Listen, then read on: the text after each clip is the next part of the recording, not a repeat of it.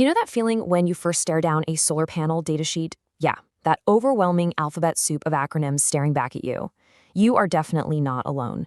But here's the thing, guessing which number actually matters? That's not just some fun game of trivia. It's literally the fastest way to turn your expensive new setup into a very, very expensive paperweight. Welcome to this explainer. Today, we're going to master those solar specs and decode that datasheet once and for all. So what's the one question that plagues beginners every single day? Which solar number actually matters? Well, spoiler alert, they all do, but they have very different jobs. You see, relying on the wrong number, like say using a power production number when you really needed to check a safety limit, can easily fry a pricey MPPT charge controller before you even generate a single watt. Let's just avoid letting out that magic smoke, shall we? Here's our quick roadmap to solving this whole mystery. We'll start with the datasheet dilemma, decode the acronyms, calculate real solar power, cover those costly sizing mistakes, and wrap up with the golden sizing rules. All right, part one, the datasheet dilemma. Why exactly are these solar labels so confusing and honestly kind of dangerous? Let's move right into decoding the acronyms. We're going to break down Voc, Vmp, Isc, and Imp, and essentially give each one a job interview for our solar setup. First up, we've got VOC, which stands for Open Circuit Voltage. Think of this as the absolute highest voltage the panel can possibly produce. Why? Because it's measured when the panel is completely disconnected from everything. There's zero load, no current flowing. VOC is absolutely crucial because it acts as your maximum voltage limit. Engineers strictly look at this number to check MPPT charge controller limits to make sure, things don't get overloaded and blow up. Now, contrast that with VMP, or voltage at maximum power. Unlike Voc, this is your real-world operating voltage. It's where the panel actually lives and works when a load is attached. If your panel is pumping out useful power, it's operating right around VMP.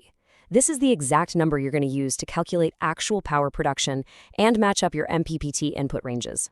All right, let's shift gears over to current. Meet Isc, short circuit current.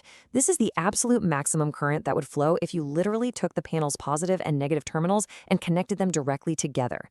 Now, obviously, under normal conditions, your system will never run like this, but Isc serves as your absolute maximum safety metric. You're using it for one main reason: sizing protection devices like your fuses and calculating safe conductor limits. And then there's Imp, current at maximum power. This is your everyday hardworking current. It's the flow you get when the panel is operating normally, pushing out near its maximum output. So while Isc sets your hard safety limits, Imp is what you actually expect to see flowing through your wires when the sun is shining brightly and you're actively generating power.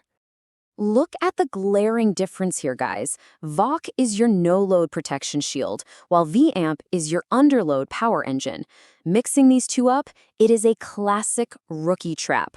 Voc gives you that hard maximum limit to protect your gear, while Vmp just shows what you'll actually produce on a normal day. Okay, moving on to section 3, calculating real solar power. Let's look at the exact math and the true formula for watts. Right here is the golden formula for true solar power. Maximum power, or Pmax, is simply Vmp multiplied by Im. Let me be super clear about something though. You should absolutely never use VOC multiplied by Isc for this math. Remember, VOC and Isc are those extreme maximum limits, and they don't even happen at the same time during normal operation. Real, usable power is always your Vmp times your Imp. Let's actually prove this math with a real-world example. Say you've got a panel with a Vmp of 41 volts and an Imp of 13 amps. Well, 41 times 13 equals exactly 533 watts. Boom! That is exactly how that solar panel earned its 533 watt rating on the shiny spec sheet. Now, this perfectly illustrates how your wiring actually changes the math. It's like a giant puzzle. Think of series wiring like stacking batteries. The voltage goes up, but the current stays completely flat. That means your Voc and Vmp are increasing. Parallel wiring is the exact opposite. Your currents add together, meaning Isc and Imp go up while your voltage stays exactly the same.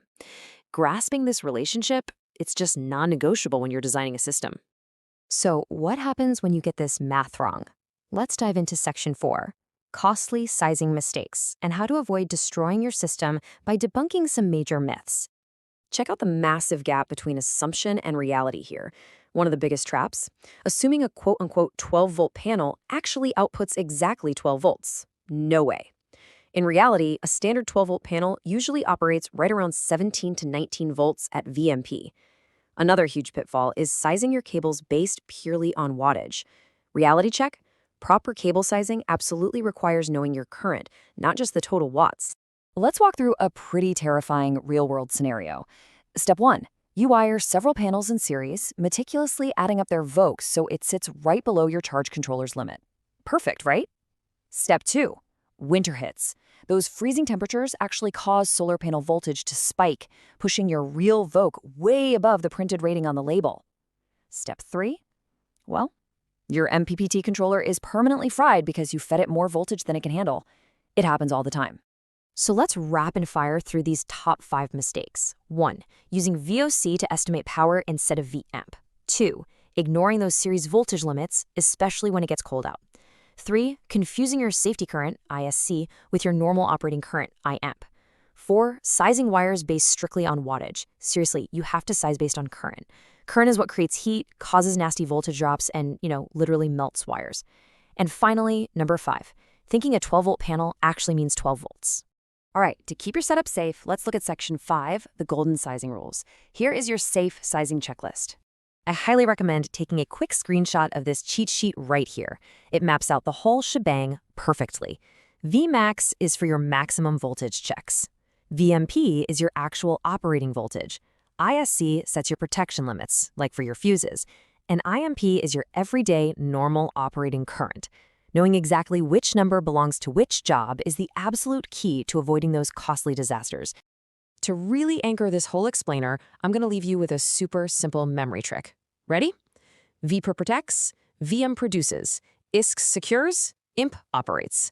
Honestly, if you can just remember those 4 short little phrases, you'll never look at a solar datasheet and get confused by the alphabet soup again. Which leaves us with one final, absolutely critical question. Are you verifying your safety limits before connecting your components?